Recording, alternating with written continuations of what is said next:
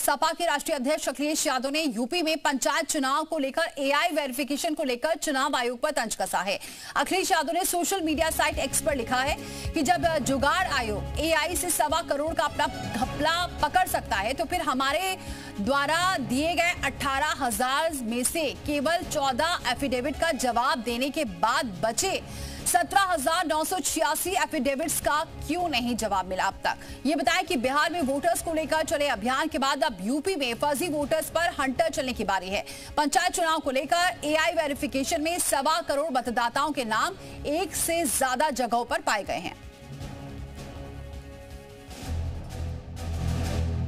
पंचायत चुनाव से पहले यूपी में वोटर लिस्ट के करीब 1.25 करोड़ मतदाता कम होंगे। फर्जी वोट को लेकर बड़ा एक्शन लेने की तैयारी हो गई है। डुप्लीकेट वोटर्स की पहचान कर ली गई है और अब जल्द ही एक्शन शुरू होने वाला है। एआई ने पकड़ा फर्जीवाड़ा। अगले साल अप्रैल मई में त्रिस्तरीय पंचायत चुनाव होने हैं। इन चुनाव में अभी तक 15 करोड़ मतदाता दर्ज हैं। एआई तकनीक से वोटर लिस्ट का वेरिफिकेशन कराया गया है। एक ही शख्स का नाम अलग अलग ग्राम पंचायत में दर्ज है। पिता के नाम से 80% जानकारी का ऐलान किया गया है। मैचिंग के बाद बीएलओ मौके पर जाकर इन नामों की जांच करेंगे। आयोग की टीम ने फिजिकल वेरिफिकेशन की तैयारी कर ली है। आधार कार्ड के जरिए सत्यापन। जांच के दौरान बीएलओ पहचान किए गए मतदाता से मुलाकात करेंगे। आधार कार्ड के जरिए वोटर्स का वेरिफिकेशन करेंगे। निर्वाचन आयोग की तरफ से सभी जिले के जिलाधिकारियों और बीएलओ को निर्देशित किया गया है कि वह घर घर जाएं और मतदाताओं को भौतिक सत्यापन करें। जिन मतदाताओं का नाम एक से अधिक गांवों में होगा उन्हें मतदाता सूची से हटा दिया जाएगा। 29 सितंबर तक डेडलाइन।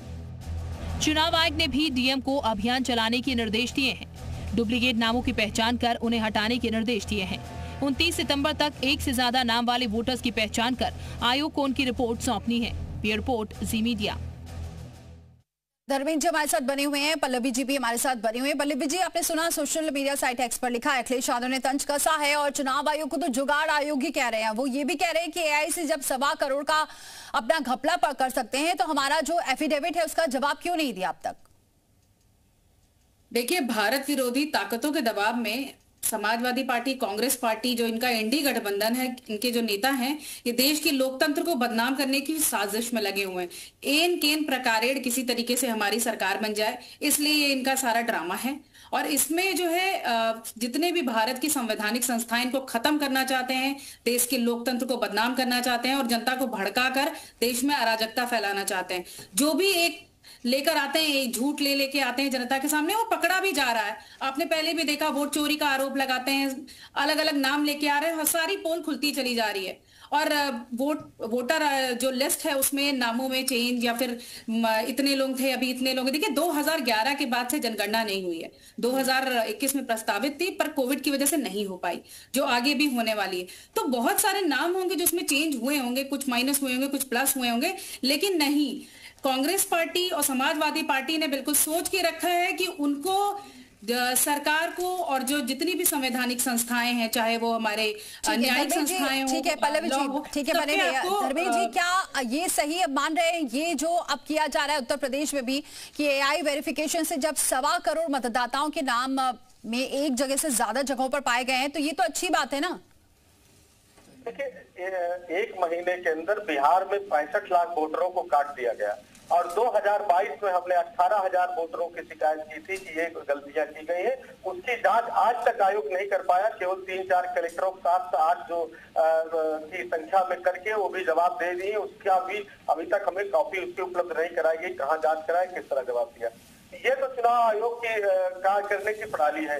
दूसरी बात, आप एआई से अब तक क्या करें? इसका मतलब इसके पहले जो चुनाव लगातार भारतीय जनता पार्टी जीतती रही, वो फर्जी वोटर लिस्ट से जीतती रही है। ये जो सरकार है अवैध है। यही तो हम कहना चाहते हैं कि निर्वाचन आयोग भारतीय जनता पार्टी के हाथ की कठपुतली बना हुआ।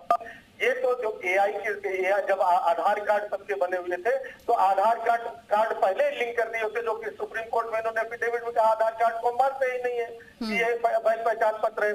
सुप्रीम कोर्ट के आदेश के बाद भी अभी जो इन्होंने गाइडलाइन जारी की उसमें नाम नहीं लिखा है, हालांकि मना नहीं किया। बिल्कुल धर्मेंद्र जी, लेकिन ये भी बड़े आरोप लगते हैं कि सपा को हर चीज में दिक्कत होती है, हर चीज में दिक्कत होती है। बहरहाल धर्मेंद्र जी और पल्लवी जी, मेरे पास समय इतना ही है। बहुत शुक्रिया आप सभी का हमारे साथ जुड़ने के लिए, चर्चा में शामिल होने के लिए। अब वक्त